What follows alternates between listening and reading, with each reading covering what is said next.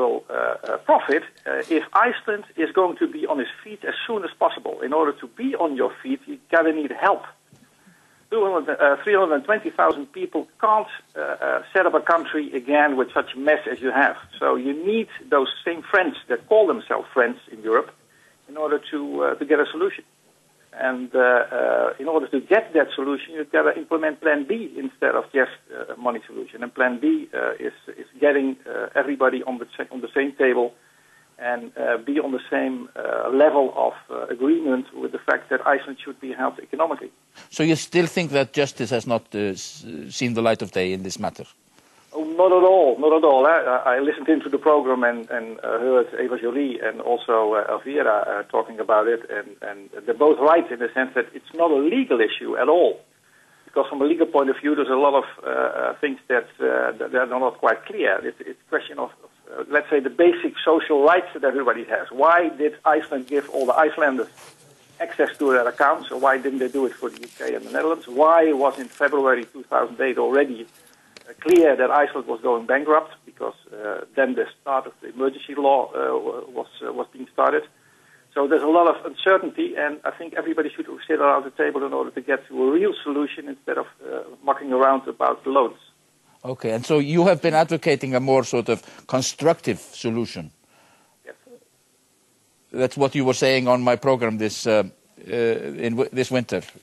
Yeah, and what I see here in the Netherlands, but also abroad, that people are more and more bending towards that general solution instead of trying to get to a financial loan. And of course, on the political side, and it's a pity, I told you before that the PR of the relations of Iceland is so bad because owing to that, I think they negotiate and they talk with each other on a diplomatic level, but the real PR should be done country by country, so people know exactly what's going on, like Eva Joly did by giving an interview to one of the major newspapers in the Netherlands. There should be a lot more known here on this side of the ocean on what is going on in Iceland, and maybe on the other side as well in Iceland for the interest and let's say the emotions of the people in the Netherlands and the UK.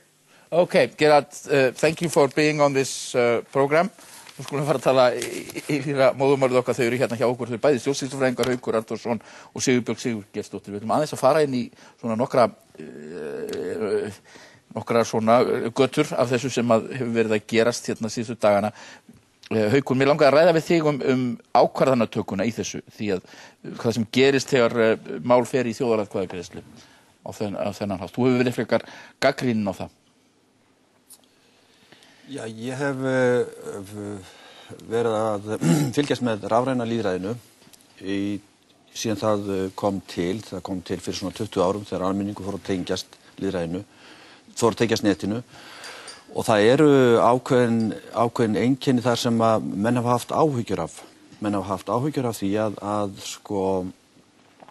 að netfyrirvarnir séu ekki dæmigerðir fyrir þjóðirnar. Þeir séu hópur sem býr miðlægt, þeir séu hópur sem hefur góða félagslega stöðu, og alveg frá 1995 hafa nágrannaþjóðir okkar verið með heilmikil verkefni í því að styrkja minnihlutahópa á netinu.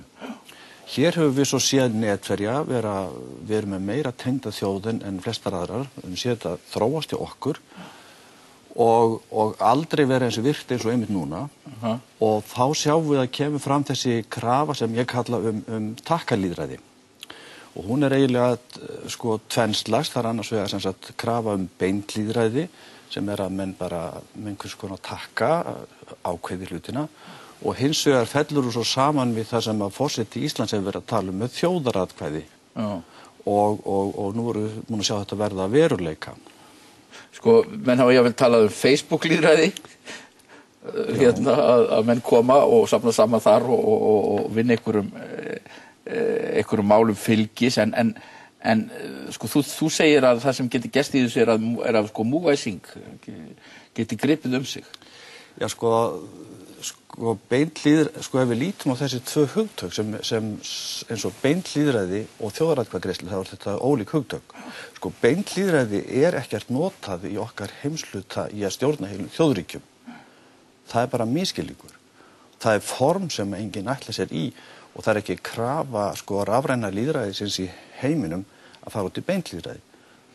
Hins vegar sko þjóðaratkvæðagreiðslur eitthvað sem notað þó í okkar heimsluta við ákveðin skilyrði. Og þau skilyrði meðal annars svo að umræðan sé sko upplýsingagjöfin og umræðan sé þroskuð. Þannig að almenningur hafi bæði tíma og tækifæri til þess að móta sér upplýsta skoðun. Sko það sem hefur gerst hjá okkur það að það hefur myndast gjá milli opinbera aðila og almennings sem þannig að við erum með mest tengda almenningi heimi á netinu en við erum með lökustu stjórnsýslu í Vestur-Evrópu, sem sagt rafrænu stjórnsýslu. Það segja að þjónusta ríkisins á rafrænum miðlum uppbygging gagnagrunna, uppbygging þeirra verkfæra sem stjórnsýslan og stjórnmálamenn og embættismenn þurfa að hafa. Hún langt á eftir því sem gerist í okkar heimsluta, þannig að það ekki svona gjá í öðrum löndum en þessi gjá hér, þannig að hún getur gert það verkum að upplýst umræða á netinu sé ekki eins og hún ætti að vera. Nei. Hins vegar hef ég talað aðra gjá, af því að það nú talað gjár í þessari umræðu, og hún raunverulega milli gömlu fjölmiðlana sem ekki stafrænir og netsins. Við höfum séð á allra síðustu dögum hvað fjölmiðlar erlendis í engilsaxneska heiminum orðnir stafrænir og fljótur að bregðast við á netinu. Og við sjáum hins vegar að hér gengur allt meira og minna á gömlu miðlunum og netið alveg annar heimur.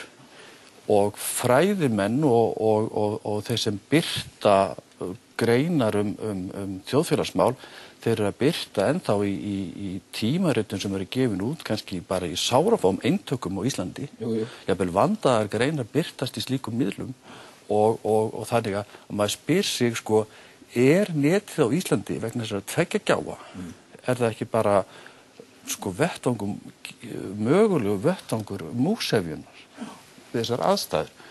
Þannig að þegar við förum að tala að taka lýðræði, beint lýðræði, þjóðaratkvæðagreiðslur, höfum við þær aðstæður þá innviði að þetta sé allt saman sko málefnalegt og skoðanamyndunin sé vönduð.